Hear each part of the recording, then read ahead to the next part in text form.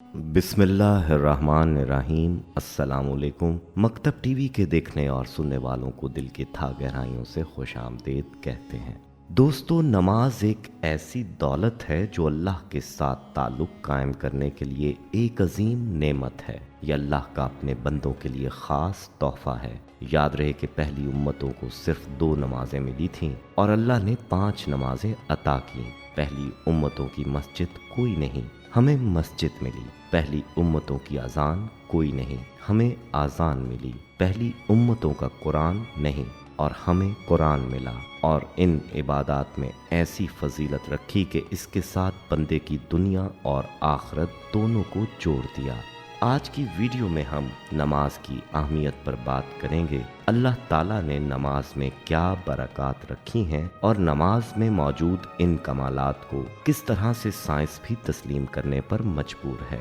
इस हवाले से हम आपको मुकम्मल तफसील बताएंगे। लेकिन प्यारे दोस्तों, इससे पहले कि आपको मालूमात के समुंदर में ले जाया जाए, आपसे गुजारिश है कि अपने चैनल मकतब टीवी को सब्सक्राइब कर लें और घंटी का बटन भी दबा दें ताकि आने वाली वीडियोस भी आपको नोटिफिकेशन के जरिए मिलती रहें। जज़ाकल्लाह। दोस्तों, बढ़ते हैं आज के मौजू की जानिब। दोस्तों, याद रहे कि अल्लाह ताला ने मुसलमान पर 5 नमाजें फ़र्ज की हैं और हर नमाज की अपनी अहमियत है। लेकिन इन नमाजों में बाज़ नमाजों की ताकीद ज़्यादा फरमाई गई और इनकी फजीलत भी दूसरी नमाजों से ज़्यादा बतलाई गई है। अगर देखा जाए तो कुरान पाक में फजर और असर की नमाज की ताकीद मिलती है और इसी तरह से हदीस नबविया सल्लल्लाहु अलैहि वसल्लम में फजर और इशा की ताकीद व फजीलत बयान हुई है। याद रहे कि इस ताकीद और ख़ास फजीलत का ये मतलब हरगिज़ नहीं है कि इन नमाज़ों का तो एहतमाम किया जाए और बाकी नमाज़ों का एहतमाम ना किया जाए,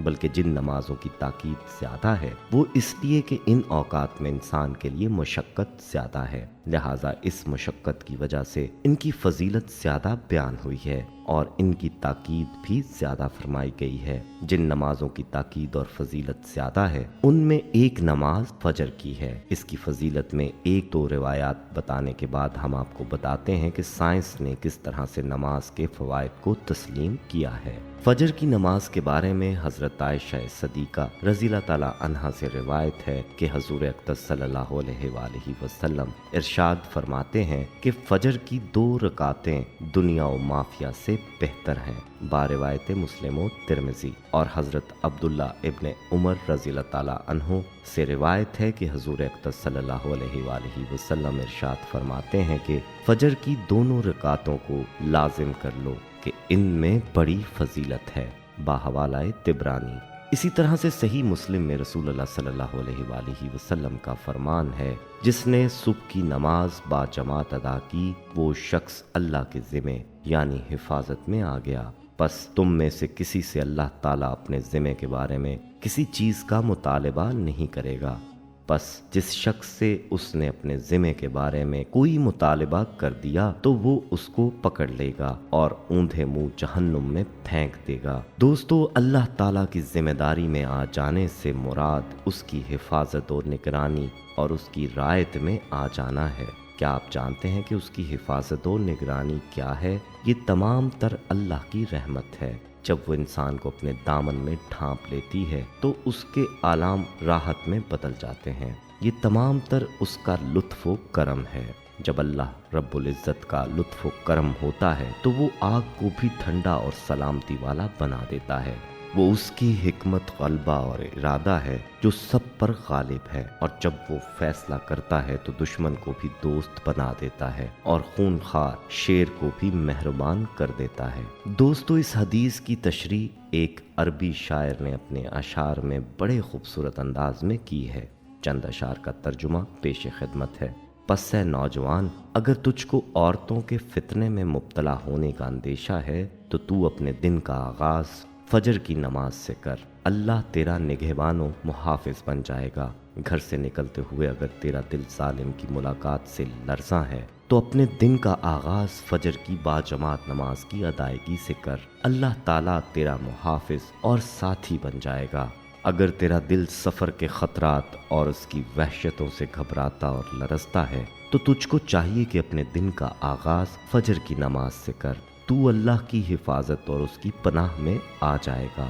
تو اپنی اولاد کے آگ یعنی جہنم میں جھونکے جانے کے خوف میں مبتلا ہے تو تجھے چاہیے کہ فجر کی نماز وقت پر ادا کر اور اپنے اہل خانہ کو بھی اس کا حکم دے اور اس بات پر استقامت اختیار کر۔ تو اور تیرے اہل خانہ اللہ تعالیٰ کی حفاظت و نگہبانی میں آ جائیں گے۔ تو دوستو، یہ ہے نماز فجر کا معجزہ کہ ایک فجر کی نماز کی ادائیگی میں اللہ تعالیٰ نے انسان کے لیے کتنی برکات اور فوائد رکھے ہیں۔ دوستو، بات ہو رہی تھی سائنس کی، اور سائنس اس بات پر مجبور ہے کہ وہ نماز کے فوائد کو تسلیم کرے۔ آئیے اس بارے میں آپ کو میڈیکل سائنس کی ایک ماہر لیڈی ڈاکٹر کے چند انکشافات بتاتے ہیں، جو نماز کے بارے میں یوں لکھتی ہیں کہ نماز اور ڈسپلن، مستقل مزاجی اور نظم و ضبط کا جو درس نماز دیتی ہے، اس کی مثال دنیا کی کوئی قوم اور مذہب پیش نہیں کر سکتی۔ تقریباً 10 سال کی عمر یعنی ہوش سنبھالتے ہی روزانہ 5 وقت کی نماز جب شروع ہوتی ہے تو بچپن، جوانی، بیماری اور بڑھاپے میں بھی قائم رہتی ہے، یہاں تک کہ انسان موت کے منہ میں چلا جاتا ہے۔ نماز اور جوڑوں کے امراض کے بارے میں لکھتی ہیں کہ کسی بھی مشین کی کارکردگی کا انحصار اس کے استعمال اور اس کے کل پرزوں میں تیل ڈالنے پر ہوتا ہے۔ جو مشین بیکار پڑی رہے یا اس میں تیل باقاعدگی سے نہ ڈالا جائے تو وہ جلد گھس کر بیکار ہو جاتی ہے۔ اسی طرح انسانی جسم میں 360 کے لگ بھگ جوڑ ہیں۔ یہ تمام جوڑ حرکت کرتے رہیں گے تو ان کو خون مہیا ہوگا، اور نماز ہی وہ واحد ورزش ہے جس کے ذریعے جسم کے تمام جوڑ متحرک رہتے ہیں اور دوران خون وافر مقدار میں ان جوڑوں کو ملتا ہے۔ آج کل جوڑوں کی بیماری اتنی زیادہ کیوں ہو گئی ہے؟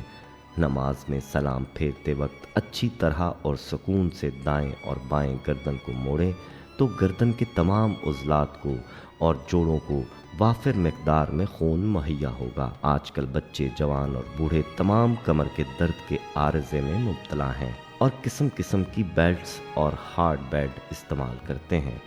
ڈاکٹر تو کمر کی ہڈی کو سیدھا رکھنے کی ہدایت کرتے ہیں، جبکہ حدیث کی روح سے سر کو اگر قدرے آگے کی طرف خم دیا جائے تو ورٹیکل کالم زیادہ ریلیکس رہتا ہے۔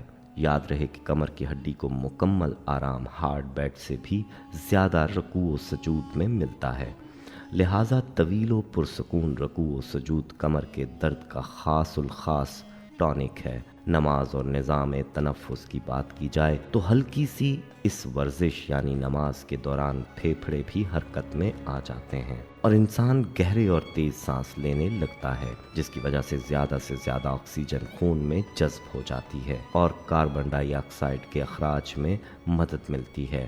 نماز اور جسمانی سمارٹنس اور چہرے کی خوبصورتی کے حوالے سے کہتی ہیں کہ آج ہر انسان اپنے چہرے کی خوبصورتی اور جسم کی سمارٹنس کے بارے میں حساس دکھائی دیتا ہے۔ وہ اپنے بڑھے اور لٹکے ہوئے پیٹ سے بھی بہت تنگ ہے۔ یہی وجہ ہے کہ وہ اپنی کمائی کا زیادہ حصہ کاسمیٹکس اور مختلف قسم کی ورزشی آلات خریدنے میں خرچ کرتا ہے۔ یہ اس کا حق ہے، لیکن جو چیز کم وقت میں اور سستے داموں میسر ہو تو کیوں نہ وہ طریقہ اپنایا جائے۔ بے شک اگر انسان فرض نماز اور نوافل کا باقاعدگی سے اہتمام کرے اور رکوع و سجود سنت نبوی کے مطابق کرے اور ہتھیلیوں کے سہارے کی بجائے گھٹنوں اور پاؤں کے سہارے رکوع و سجود کرے تو اس کے پیٹ اور کمر کے اطراف کے گوشت پر اتنا دباؤ اور کھچاؤ پڑتا ہے کہ لا محالہ پیٹ اور کمر پرکشش بن جاتے ہیں۔ سائنسی تحقیق یہ بھی کہتی ہے کہ رکوع و سجود کے دوران کشش ثقل کی وجہ سے چہرہ گلابی اور شاداب ہو جاتا ہے۔ اگر لوگوں کو خوبصورتی کے اس راز کا پتہ چل جائے تو ہمیشہ رکوع و سجود میں پڑے رہیں اور فرض نماز کے علاوہ نوافل کا بھی اہتمام کریں۔ جہاں تک بات ہے نماز اور ڈپریشن کی تو نمازی نماز کے دوران روحانی طور پر دنیا سے عرش پر پرواز کر جاتا ہے اور وہ اپنے پیارے رب سے سرگوشیوں میں پیاری پیاری باتیں کرتا ہے اور زبان اور دل سے یہ اقرار کرتا رہتا ہے کہ صرف یہی وہ پاک ہستی ہے جو سب سے عالی شان ہے۔ اس طرح اس کا دل و دماغ ڈپریشن جیسی موذی مرض سے یکسر نجات پا جاتا ہے اور یوں انسان روحانی اور دماغی سکون حاصل کرتا ہے۔ الغرض نماز ہی وہ واحد عبادت ہے جس کے ذریعے ایک ادنا انسان ایک عظیم عالیشان ذات کے انتہائی قریب پہنچ کر راز و نیاز کی باتیں کرتا ہے اور غموں سے نجات پاتا ہے۔ دوستو، یہ تھے چند فوائد جو میڈیکل سائنس نے نماز کے بیان کیے ہیں، ورنہ دیکھا جائے تو نماز کے فوائد کو کون شمار کر سکتا ہے؟ یہ تو اللہ کی حکمتیں جو اللہ بہتر جانتا ہے۔ البتہ انسان نے اپنے دماغ سے کچھ چیزیں بیان کرنے کی کوشش کی ہے۔ یاد رہے کہ نماز اللہ کا حکم سمجھ کر اللہ کی رضا کے لیے پڑھنی چاہیے، نہ کہ ان فوائد کو حاصل کرنے کے لیے۔ یہ فوائد تو اللہ تعالیٰ نے اپنے بندوں کے لیے مفت میں رکھے ہیں۔ دوستو، ویڈیو پسند آئی ہو تو اسے لائک کریں، کامنٹ میں اپنی رائے دیں، فیس بک، واٹس ایپ اور دیگر سوشل میڈیا ایپس پر اس ویڈیو کو صدقہ جاریہ کی نیت سے شیئر کریں۔ احباب، ہمارے ہاں خصوصی دعا کا اہتمام بھی کیا جاتا ہے۔ اس دعا میں شامل ہونے کے لیے اپنا نام کامنٹ سیکشن میں ضرور لکھیں۔ ہمیں آپ کے کامنٹ کا انتظار رہے گا۔ اللہ حافظ۔